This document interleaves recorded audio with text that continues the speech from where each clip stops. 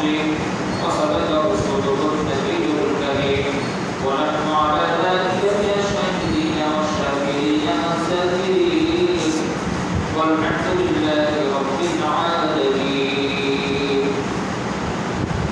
وقال تعالى في شان حبيبه ومحبوبه ومعشوقه مخبرا وآخرا وقال تعالى إن الله وملائكته يصلون على النبي يا أيها الذين آمنوا صلوا عليه وسلموا تسليما.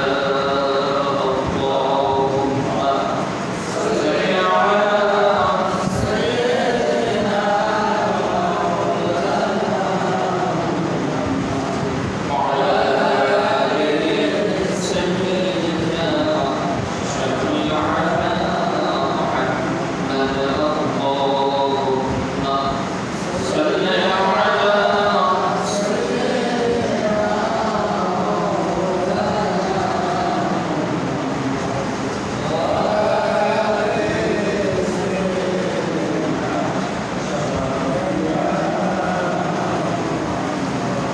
نبي القمر يا عبيد تبارك رحمتك يا النار جاك لونين دعاء شوقي نهدي مغير بيدنا.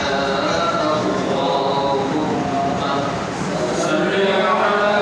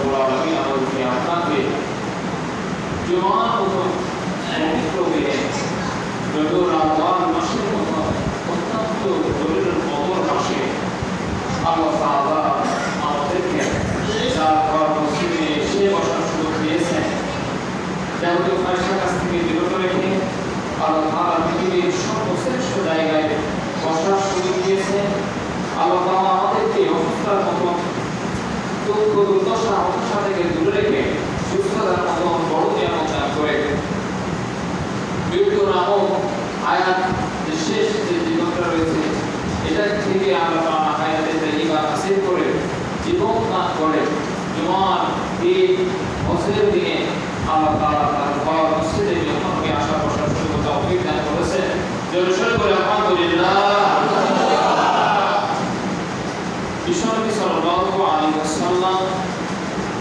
এই মাসে জন্মগ্রহণ করেছে। এই মাসের কারণে এই বিশ্বনবী সাল্লাল্লাহু আলাইহি ওয়াসাল্লাম আগমনের কারণে এই মাসটা সম্মানিত হয়েছে। ঠিক আছে, বিশ্বনবী সাল্লাল্লাহু আলাইহি ওয়াসাল্লামের ছোঁয়া যেখানে লেগেছে সেখানে সোনায় পরিণত হয়ে গেছে। সুবহানাল্লাহ। আল্লাহ তাআলা সর্বপ্রথম রূহের জগতে সমস্ত মানুষের সঙ্গে একটা সেমিনার করলেন। দেখে বললেন সেদিন যে সেমিনারটা কথা করেছিলেন সেখানে সমস্ত মানুষের রূপ সামনে অবতীর্ণ ছিল এবং যত নবী রাসূল আলাইহিস থেকে শুরু করে ঈসা রূহুল্লাহ পর্যন্ত 1,24,000 মতান্তরে 2,24,000 রাসূলুল্লাহ দুনিয়ায় পাঠিয়েছে। রূহের জগতে আগে তাদেরকে সৃষ্টি করা হয়েছে, ঠিক না? রূহের জগতে সবাই একসঙ্গে আমরা ছিলাম। তো সেদিন আল্লাহ তাআলা প্রথমে সেমিনার করেছিলেন, একটা মাহফিলের আয়োজন করেছিলেন, সেখানে আল্লাহ তাআলা বক্তৃতা করেছিলেন। তো সেই সময় যত নবী রাসূল তারা বিশ্বনবী সাল্লাল্লাহু আলাইহি ওয়াসাল্লামের ডান পাশে বাম পাশে অবস্থান করেছিলেন। আল্লাহ রাসূল থেকে শুরু করে ঈসা রূহুল্লাহ পর্যন্ত কথা বুঝতেছেন, এরা বাম পাশে অবস্থান ছিল স্টেজে। আর সামনে ছিল আদম আলাইহিস সালাম থেকে আমরা যত পর্যন্ত আসি এবং কিয়ামত পর্যন্ত আসবে যত মানুষ প্রত্যেকটা লোক সেই সময় সামনে প্রবেশ করেছে। এবং ডান পাশে একটা চেয়ার ছিল, সেই চেয়ারে নূরের আলো ঝলমল করে এক ব্যক্তি বসেছিলেন। সেই ব্যক্তির নাম কি? মুহাম্মদ রাসূলুল্লাহ। ঠিক এরকম ভাবে কিয়ামতের মাঠে দিন কায়েম হবে, সমস্ত মানুষ সামনে থাকবে, নবী রাসূল মাঝে এরকম বাম পাশে চেয়ারে থাকবে, বিশ্বনবী সাল্লাল্লাহু আলাইহি ওয়াসাল্লাম একাই ডান পাশে একটা চেয়ারে আসল অলঙ্কৃত করা থাকবে। সুবহানাল্লাহ। সেদিন আমি কিয়ামতের আলোচনা করব না, তার আসল জায়গা বলছি। বিশ্বনবী সাল্লাল্লাহু আলাইহি ওয়াসাল্লামকে ডানে রেখেই আল্লাহ তাআলা বিচার কাজ শুরু করবে। অনেক সময় এরকম হয় না যে সবাই উপস্থিত একজন আসি কাকা আসতে শুরু করতেছে না, কাকার রাতে, তাই না? যদি এরকম গ্রহণযোগ্য ব্যক্তি থাকে তাকে না হলে শুরু হয় না। আর কজন চলে আসছে তো কাকা আসি, তো কাকার রাতে সমস্ত মানুষ সমস্ত নবী রাসূল জমা হয়ে গেছে, কিন্তু বিশ্বনবী আসে নাই। এখনো বিচার কাজ শুরু হবে। আল্লাহ রাসূল আসলে বসলেন, আল্লাহ তাআলা বললেন বিশ্বনবী সাল্লাল্লাহু আলাইহি ওয়াসাল্লাম যে আপনি অনুমতি দিলে বিচার কাজ শুরু করুন। সুবহানাল্লাহ। আল্লাহ তাআলা কি কারণ অনুমতি নেন? আল্লাহ তাআলা যদি কোনো কাজ করতে ইচ্ছা পোষণ করেন, কারণ অনুমতি দরকার লাগে কি আমাদের দিনও কি দরকার প্রয়োজন আছে না? এটা দেবেন কেন? এটা বিশ্বনবী সাল্লাল্লাহু আলাইহি ওয়াসাল্লামের সম্মান। সুবহানাল্লাহ। আল্লাহ বললেন আল্লাহ নাশরাহ লাকা সাদরাক ওয়া ওয়াদা'না 'anকা wizraka alladhi anqadha dhahrak wa rafa'na laka dhikrak fa inna ma'al 'usri yusran inna ma'al 'usri yusra fa idha faragta fansab ila rabbika farghab। এর আগে সূরা দোহাতে আল্লাহ বলছেন এদিকা ইয়াতিমান ফাআওয়া ওয়া ওয়াজাদাকা ضالًا ফাহাদা ওয়া ওয়াজাদাকা 'আইলান ফাআগনা। আল্লাহ তাআলা বলেন আমি আপনাকে এই রূপে দুনিয়ায় আগমন করেছিলাম এবং আমার ওয়াদা ছিল কিয়ামতের ময়দানে আপনাকে আমি নিরাশ করব না। এই দুনিয়া আপনি অনুমতি দিলে আপনার উম্মতের বিচার শুরু করব। আপনি যে উম্মতকে ফয়সালা মানবেন, অনুমতি না দিলে আপনার সামনে দিয়ে আপনার একটা উম্মতকেও জাহান্নামে দেওয়া হবে না। সুবহানাল্লাহ। বিশ্বনবী অনুমতি না দেওয়ার উম্মতকে একজন জাহান্নামে দেবে পারবে না, আমরা দিতে পারবো। সুবহানাল্লাহ। এটা আছে বিশ্বনবী সাল্লাল্লাহু আলাইহি ওয়াসাল্লাম। যাই হোক আমি কেমন আলোচনা করব না, আলোচনা করতে রূহের জগতে ঠিক আছে সেমিনার সেদিন হয়েছে। আল্লাহ তাআলা বিশ্বনবীকে দুনিয়ায় পাঠাবেন শ্রেষ্ঠ করে, তো সমস্ত মানুষের কাছে তার একটা পরিচিত দরকার আছে না?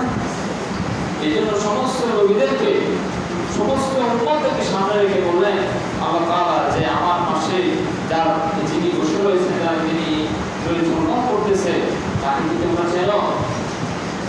আমরা সবাই কথা বলেছিলাম না যে আমরা তো চিনি না, কিন্তু আল্লাহ তাআলা সেদিন আমাদেরকে আমাদের সামনে বিশ্বনবীকে পরিচয় করে দিয়েছেন যে ইনি হচ্ছেন আমার বন্ধু, ইনি আমার রাসূল, ইনি পৃথিবীর সর্বশ্রেষ্ঠ মানব।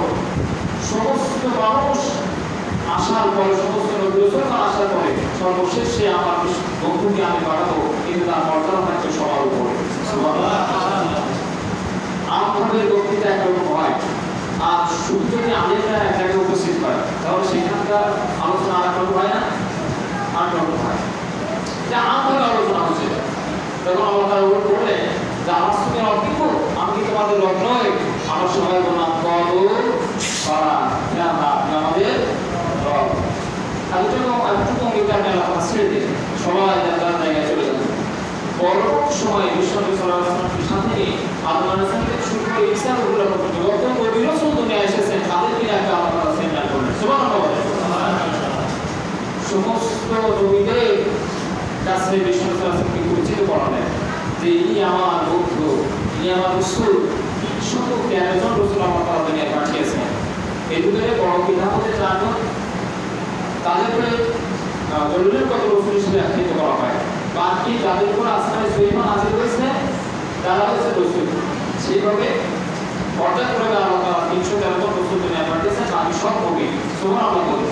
এই 1313 জন রাসূল সহ এই নবীদেরকে আল্লাহ তাআলা বলছেন যে পর্যায়ক্রমে পরাক্রমে আদম আলাইহিস সালাম থেকে শুরু করে ঈসা পর্যন্ত আমি দুনিয়ায় পাঠাবো, যাদের যেভাবে প্রয়োজন সেই অনুযায়ী মানুষকে দিনের দাওয়াত দেবে। তবে আমার বন্ধুকে আমি পাঠাবো সর্বশেষে, কিন্তু তার মর্যাদা হবে সবার উপরে।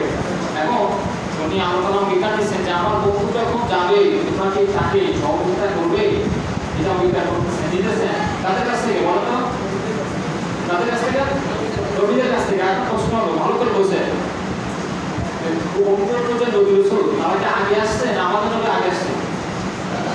বলে তারা আগে আসছে না, আমাদের আগে আসে, আমাদের রাসূলের পরে আসে। তো রাসূলের তারা সাহায্য করবে কি করে, তাই না?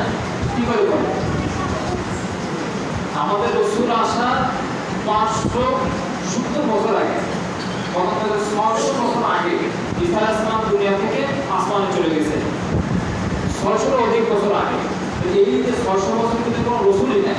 আল্লাহ আমাদের রাসূল আসেন সবার পরে, তাহলে ওই সমস্ত নবী রাসূল আমাদের রাসূলকে কিভাবে সহযোগিতা করবে? সুবহানাল্লাহ। আদম আলাইহিস সালাম থেকে শুরু করে ঈসা রূহুল ফাকির হচ্ছে, আদম থেকে ঈসা রূহুল পর্যন্ত যত রাসূল দুনিয়ায় আসছে প্রত্যেকের মুখে বিশ্বনবীর নাম জড়িত ছিল। সুবহানাল্লাহ। যত কিতাব আল্লাহ নাযিল করেছেন প্রত্যেকটা কিতাবে বিশ্বনবীর নাম জড়িত ছিল। বিশ্বনবীর নাম ছাড়া কোনো কিতাব দুনিয়ায় আল্লাহ তাআলা পাঠান। সুবহানাল্লাহ।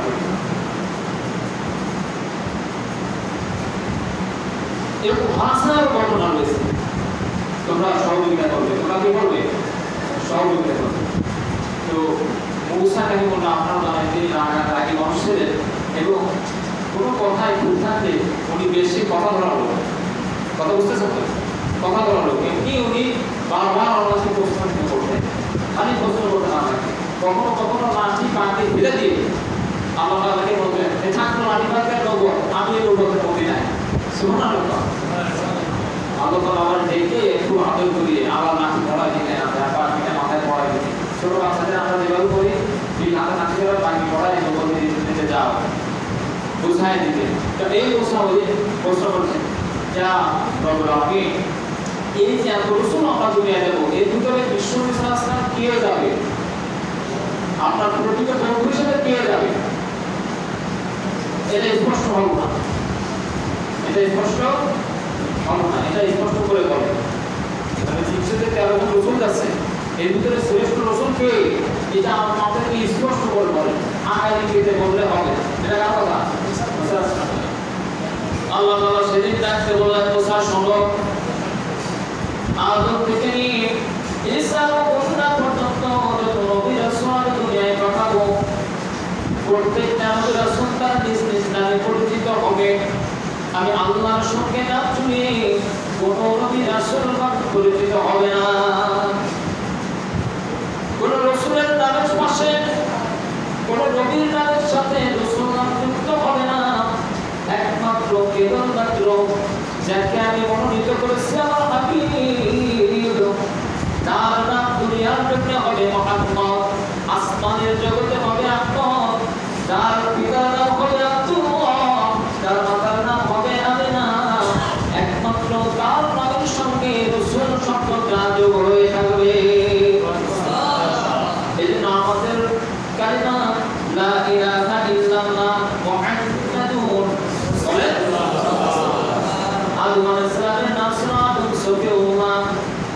আলাইহিস সালামের নাম হলো কালিমুল্লাহ, মুসা আলাইহিস সালামের নাম হলো মুসা কালিমুল্লাহ, ঈসা আলাইহিস সালামের নাম হলো ঈসা রূহুল্লাহ। এরকম ইব্রাহিম আলাইহিস সালামের নাম হলো ইব্রাহিম খলিলুল্লাহ, ইসমাঈল আলাইহিস সালামের নাম হলো লা ইলাহা ইল্লাল্লাহ, ইসমাঈল নবিউল্লাহ। এরকম করে করে প্রত্যেকটা নবী রাসূলের সঙ্গে তার নিজস্ব লক্ষ্য জড়িত ছিল। রাসূল কোন নবীর সঙ্গে জড়িত ছিল না, একমাত্র কেবলমাত্র শুধুমাত্র আল্লাহ রাব্বুল আলামিন তার হাবিবকে নামটা জড়িত করে দিয়েছেন লা ইলাহা ইল্লাল্লাহ মুহাম্মাদুর রাসূলুল্লাহ। সুবহানাল্লাহ বলি সুবহানাল্লাহ। এই নামের হাকিকতটা আজকে শুধু কি বলবো, নামের হাকিকত কেন আল্লাহ তাআলা এটা দিলেন। নামটা বুঝেছেন তো কেন দিল? সমস্ত রাসূলের শ্রেষ্ঠ রাসূল তার নাম মুহাম্মাদুর রাসূলুল্লাহ।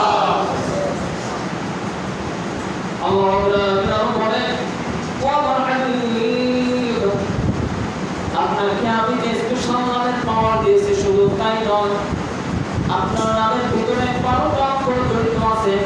আমি লা ইলাহা ইল্লাল্লাহ, আমার নামের সঙ্গে 12টা অক্ষর জড়িত আছে। মোট কয়টা? এই 24টা অক্ষর মিলে রাতে 24টা ঘন্টা হয়। এই রাতে 24টা ঘন্টা ভিতরে তোমার যদি কোনো নারী পুরুষ 24টা ঘন্টার ভিতরে যে অনেক গুণ করবে, অপরাধ করবে, গুনাহ করবে, হাতের দ্বারা করবে, তারা প্রত্যেকটা অঙ্গ প্রত্যঙ্গকে তারা করতে হবে। রাত্রে নিভৃতে যে কোনো সময় গোপনীয়তা রক্ষা করে যদি একবার চোখের পানি ছেড়ে একবার যদি তোমার কালিমা পড়ে আমার কাছে দোয়া করে আমি রব্বুল আলামিন এই 24টা অক্ষরের বিনিময়ে তার 24টা ঘন্টার গুনাহগুলি মুহূর্তের মধ্যে মাফ করে দেব। কালিমা হাকিকত বুঝেন কি পড়েন দেরি বুঝে বুঝে পড়তে হবে।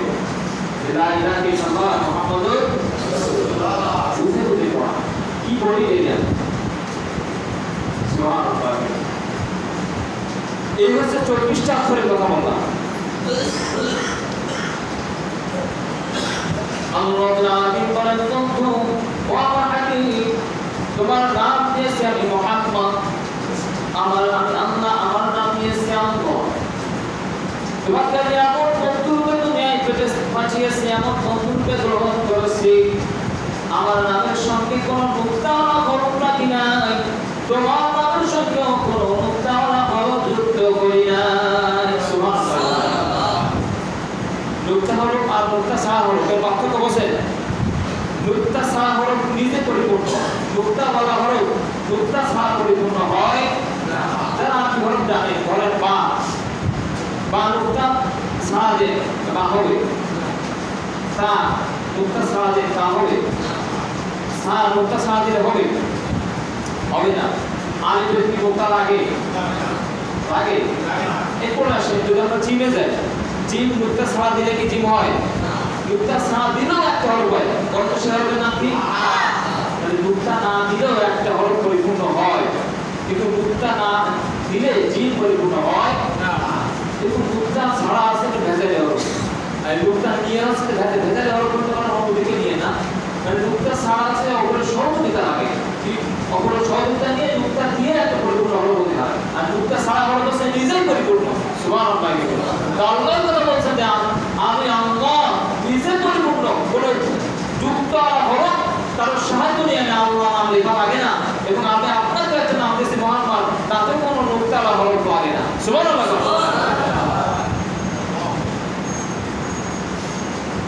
আল্লাহ তাআলা বলেন আমার নামের ভিতরে যে কয়টা হরফ আছে আপনার নামের ভিতরে ওই কয়টা হরফ আছে। সুবহানাল্লাহ।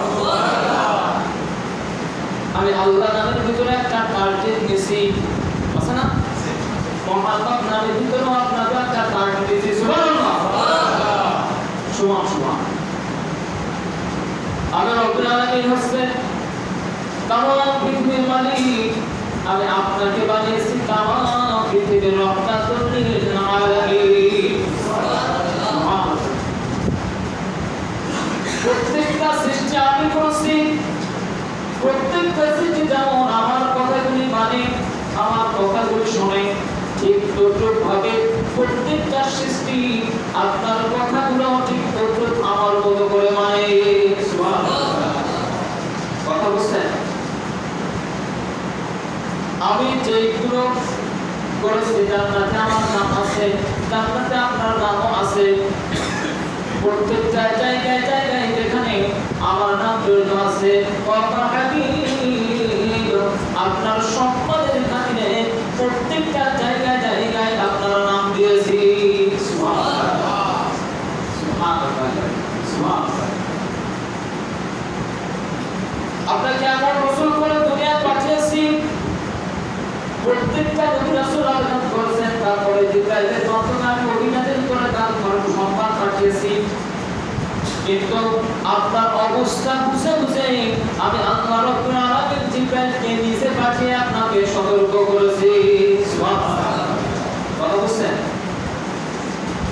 অন্য নবী রাসূলগণ হাত তুলে দোয়া করলে আমি আল্লাহ কবুল করতাম। আপনি মনে ইরাদা করার সঙ্গে সঙ্গে আমি আল্লাহ কবুল করে দেই। সুবহানাল্লাহ, সুবহানাল্লাহ। এটা রাসূলের সম্মান। এটা কার সম্মান? রাসূলের সম্মান। সুবহানাল্লাহ, সুবহানাল্লাহ।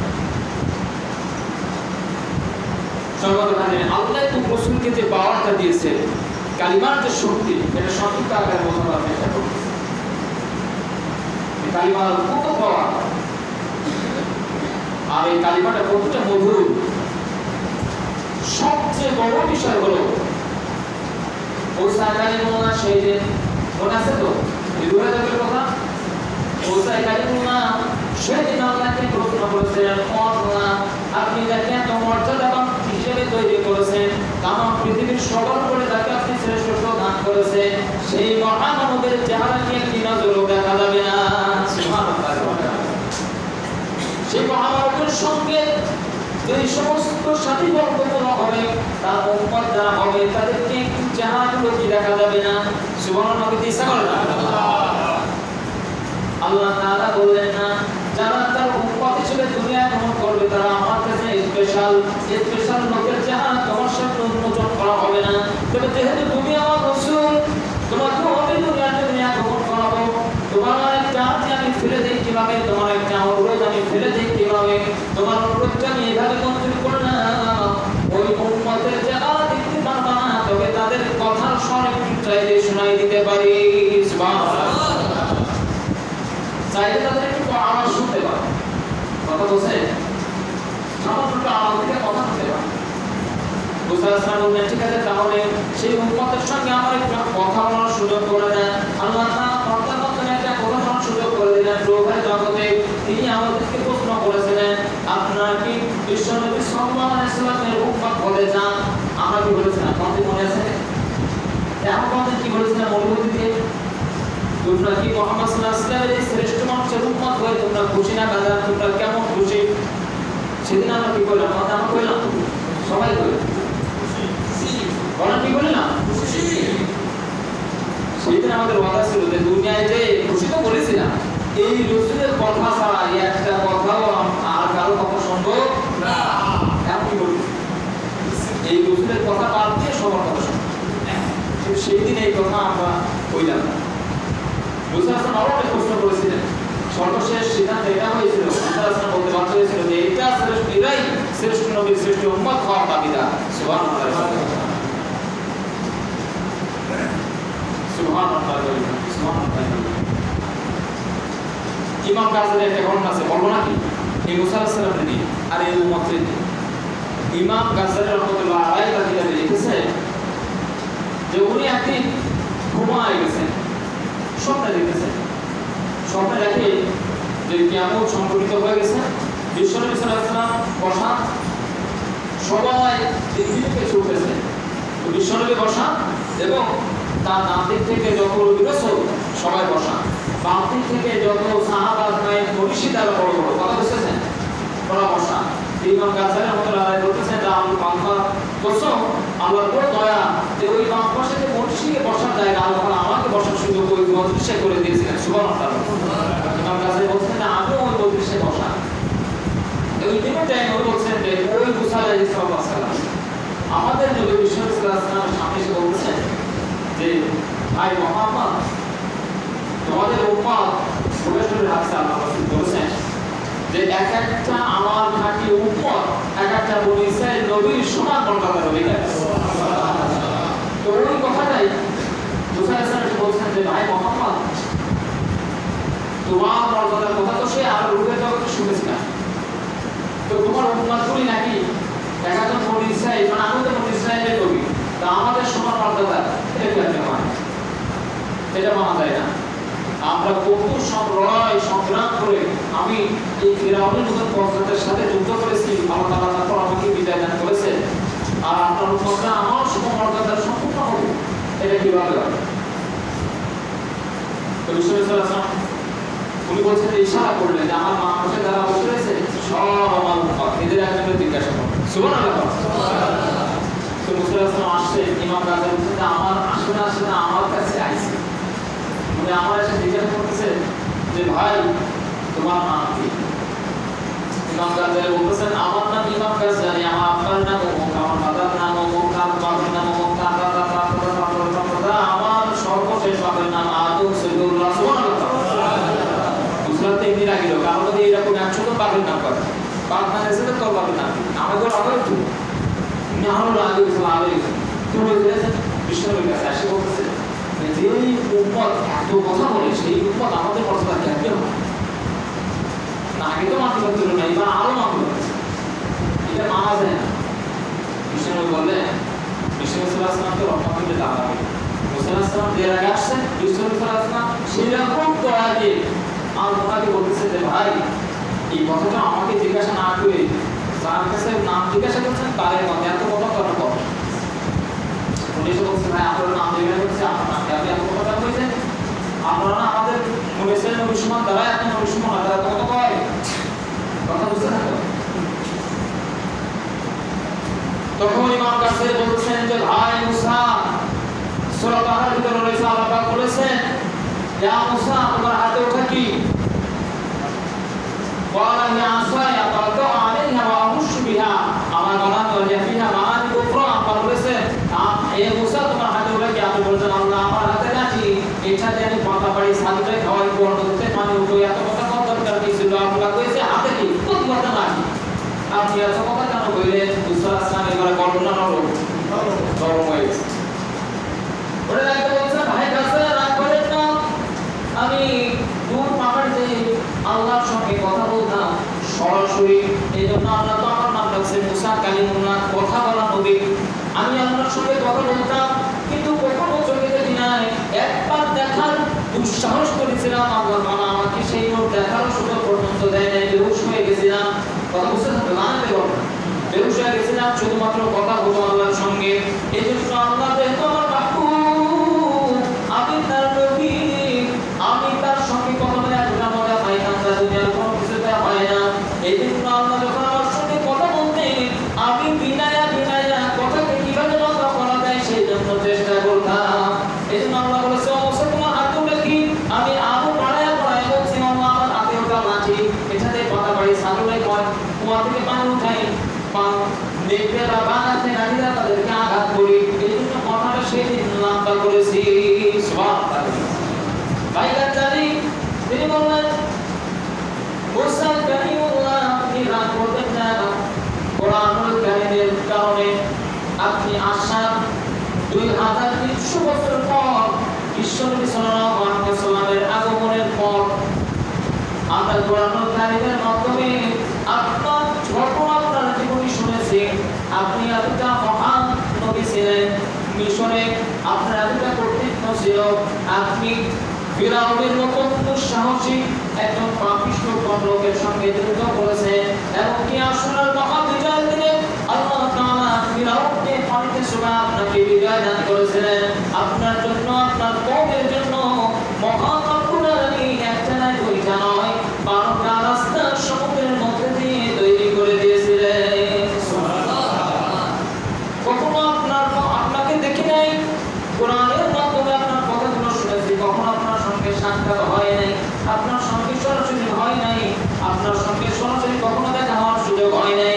যেহেতু আজকে হয়েছে আপনার সঙ্গে কথাটাকে আপনি সঙ্গে করি, তাই আমিও আপনার মতন কথাটাকে লম্বা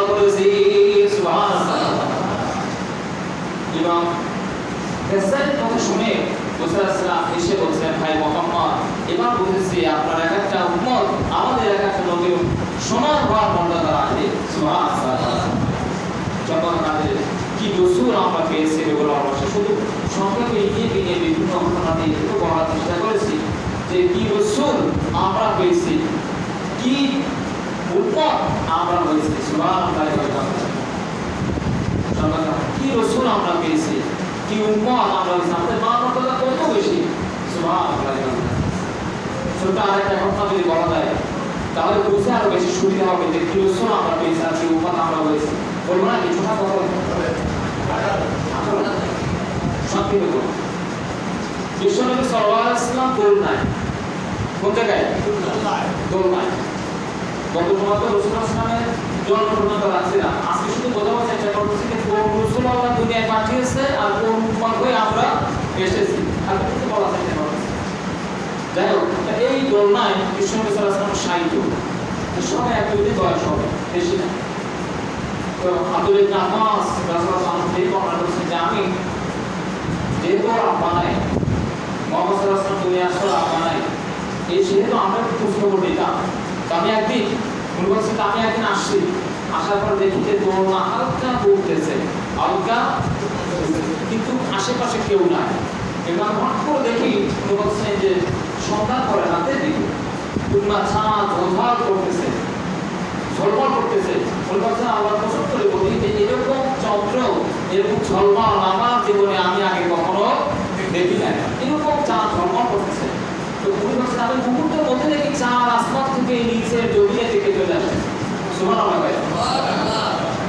আমার আশঙ্কা হচ্ছে যে এই মুহূর্তে চাঁদ আমাদের মাথার উপরে এসে পড়বে। আমি দৌড়াইয়া মুহাম্মদ সাল্লাল্লাহু আলাইহি ওয়াসাল্লামের কাছে গেলাম ধরার জন্য, যে ওকে বলে দিয়ে দৌড়ে। ইতিমধ্যে টাইম ওরা বলছে যে আমি একটা মেসেজ করে এসে মাথা বরাবর এসে যাত্রা দাঁড়িয়ে গেছে এবং আমি উনি বলছেন এবং চলে যাই না। আমি তাকায় দেখছি যে এরা হওয়ার তাদের দিকে যাত্রা একবার ডাইনে একবার বামে এরকম দুলতেছে, এরকম দুলছে, করোনাটাও দুলতেছে, যাত্রাও দুলছে। সুবহানাল্লাহ।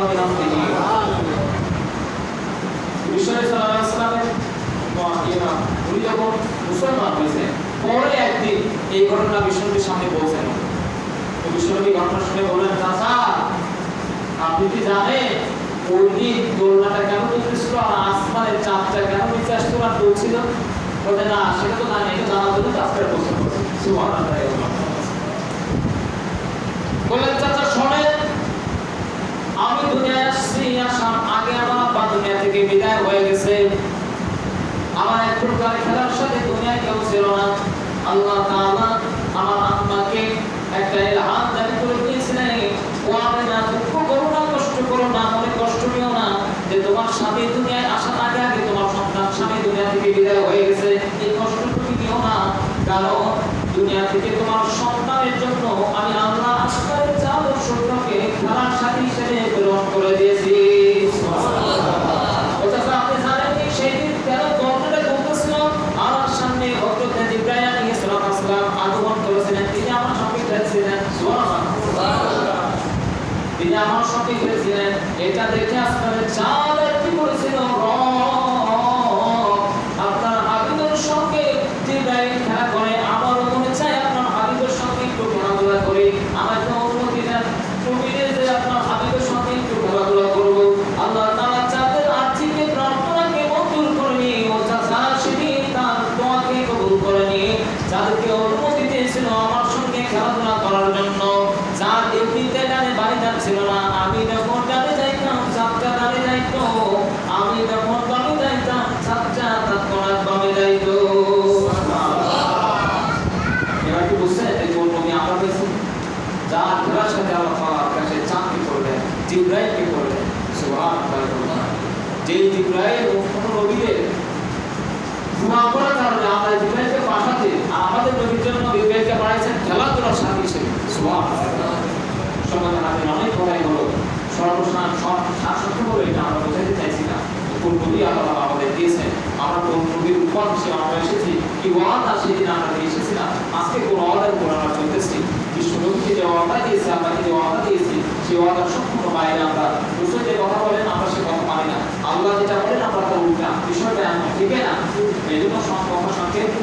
না যে আমরা অত্যন্ত বুঝে শুনে আল্লাহ এবং রাসূলের কথা মতো চলি। আমাদের প্রত্যেকটা তৌফিক দান করুন।